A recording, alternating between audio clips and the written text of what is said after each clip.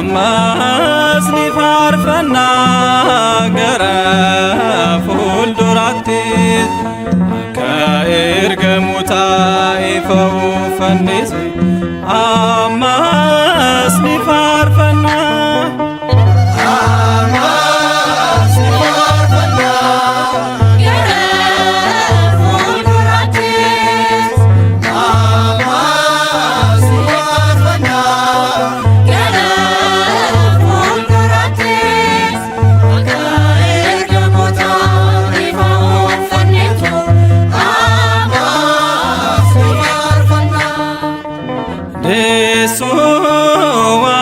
Waaqayyotiin fuuldura godhannee baganaa Daawitiif masaanqoo qabannee ulfina Sillaaseef ammas ni faarfanna gara fuulduraatti.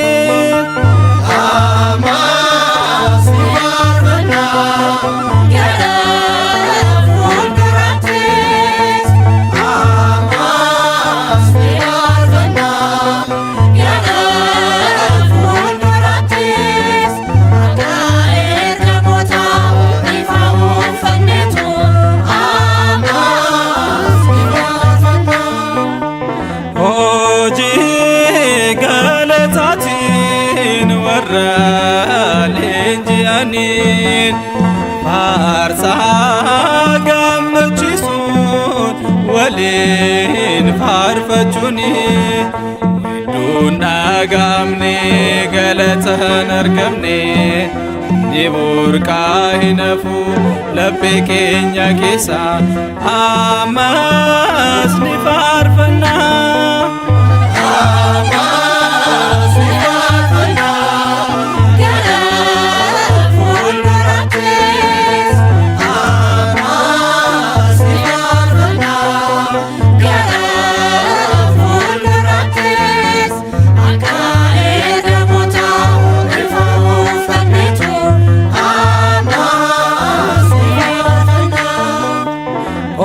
Olof qabun miti gadof qabudhaani kennaa addaatiif laphee jaalalaani hojiin keenya hundi galata Waaqayyoof ammas ni faarfanna.